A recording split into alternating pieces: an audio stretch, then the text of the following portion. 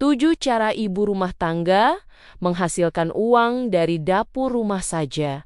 Sebelum lanjut, yuk klik tombol subscribe dan share, serta like, biar nggak ketinggalan video terbaru dari kami. Dan kalau kamu suka, bisa klik tombol thanks atau terima kasih di kanan bawah ya. Dan juga kalau kamu punya ide tema video berikutnya, langsung aja tulis komen di bawah ya. Yuk kita lanjut lagi. Pernah nggak kamu berdiri lama di dapur?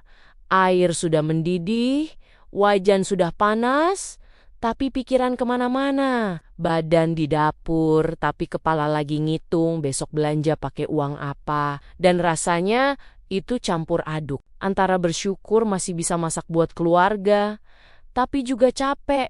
Ngerasa kok hidup begini-begini aja. Banyak ibu rumah tangga yang kalau ditanya, pengin punya penghasilan nggak? Jawabannya hampir selalu sama. Pengin juga sebenarnya, tapi rumah. Tapi nggak ada waktu, tapi nggak ada modal, tapi takut nggak bisa. Padahal kalau mau jujur sama diri sendiri, aktivitas paling sibuk ibu rumah tangga itu ya di dapur.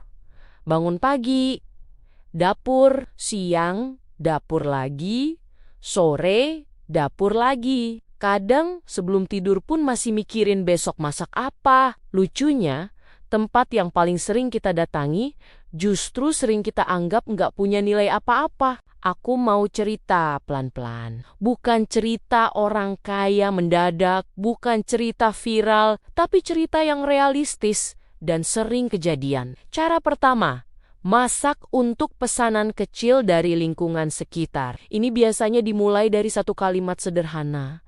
Masakannya enak ya, besok bikin lagi dong. Awalnya cuma buat acara kecil. Arisan, pengajian, ulang tahun anak tetangga. Ada seorang ibu yang awalnya cuma bikin lauk buat keluarganya sendiri, setiap pagi masak sayur dan lauk sederhana. Tetangganya sering nyium aromanya. Sampai suatu hari ada yang bilang, besok saya pesan ya, buat 2 porsi. Dia sempat ragu, takut nggak kepegang, takut ribet tapi dicoba. Hari itu dia masak sedikit lebih banyak. Hasilnya dibayar, nggak besar, tapi rasanya beda. Bukan soal uangnya, tapi soal dihargai. Dan dari situ pelan-pelan ada pesanan rutin. Seminggu sekali, lalu 2 kali. Sampai akhirnya dia punya jadwal sendiri. Yang bikin jalan itu bukan karena masakannya paling enak sedunia, tapi karena orang percaya, karena tahu yang masak itu ibu rumah tangga yang serius, dan kepercayaan itu lebih mahal dari rasa. Cara kedua, bikin makanan sederhana yang tahan lama. Ini cocok buat ibu rumah tangga yang nggak mau masak dadakan tiap hari. Misalnya sambal, kue kering, atau lauk kering rumahan. Ada ibu yang bikin sambal tiap 2 minggu sekali, masak agak banyak, disimpan di toples, dikasih label sederhana, nggak mewah, tapi jelas. Sambal rumahan. Pedesnya jujur, dia jual ke tetangga, ke teman, ke saudara. Dan lucunya, yang paling laku justru bukan karena iklannya, tapi karena ceritanya. Ini sambal buatan sendiri, tanpa pengawet, dimasak di dapur rumah. Orang sekarang capek sama yang ribet. Mereka pengen yang sederhana, tapi terasa dekat. Dan dapur rumah itu punya cerita yang nggak bisa ditiru pabrik. Cara ketiga, manfaatin dapur buat jadi konten. Ini sering bikin ibu rumah tangga langsung geleng kepala. Aduh, nggak bisa ngomong di kamera, nggak pede, nggak cantik. Padahal konten dapur itu nggak harus tampil wajah. Cukup tangan, cukup suara air mendidih, cukup suara tumisan. Ada ibu yang cuma rekam aktivitas masaknya tiap hari, tanpa ngomong, tanpa edit, ribet. Awalnya cuma buat hiburan, lama-lama ditonton orang. Karena orang suka hal yang nyata, suka suasana tenang, suka dapur yang berantakan, tapi jujur, pelan-pelan dari situ bisa dapat penghasilan. Nggak bisa instan sih, tapi yang penting konsisten. Dan yang bikin kaget, banyak yang bilang videonya bikin tenang. Padahal dia cuma masak seperti biasa. Cara keempat, Jasa masak harian buat orang sibuk. Sekarang banyak orang kerja dari pagi sampai malam. Pulang capek, nggak sempat masak. Ada ibu rumah tangga yang nawarin masak harian ke beberapa orang kantor.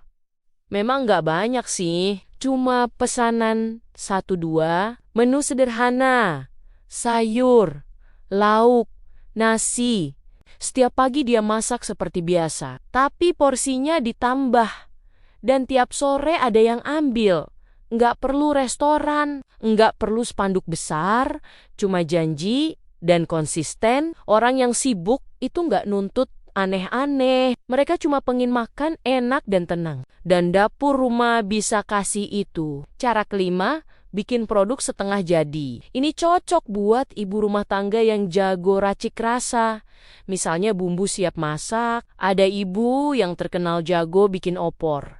Tiap lebaran selalu ditanya resep. Akhirnya dia bikin bumbu jadi, dikemas sederhana, orang tinggal masak di rumah. Dan ternyata banyak yang beli, karena orang pengen rasa enak tanpa ribet, dan percaya sama tangan ibu rumah tangga. Cara keenam, kue dan jajanan titip warung. Ini klasik tapi masih jalan. Warung kecil selalu butuh jajanan. Ada ibu yang tiap pagi bikin gorengan, dititip 10 sore habis, besok titip 20.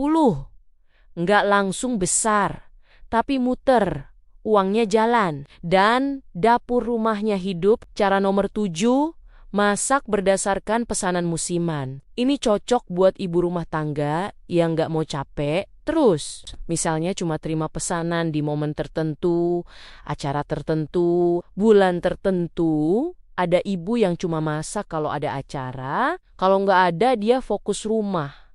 Dan itu sah-sah saja. Penghasilan itu bukan soal harus kerja terus, tapi soal bisa ngatur ritme. Yang sering bikin ibu rumah tangga berhenti sebelum mulai itu bukan karena nggak bisa, tapi karena takut. Takut gagal, takut dibilang aneh, takut nggak laku. Padahal dapur rumah itu saksi hidup, tempat capek, tempat nangis diam-diam, dan juga bisa jadi tempat bangkit. Nggak semua ibu rumah tangga harus jadi pengusaha besar.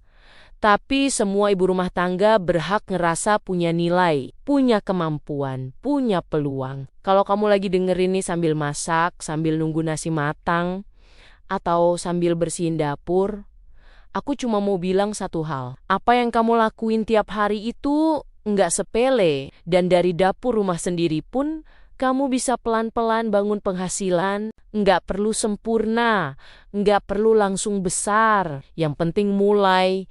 Demikian cerita kita kali ini. Sampai ketemu lagi di episode berikutnya. Tetap semangat ya!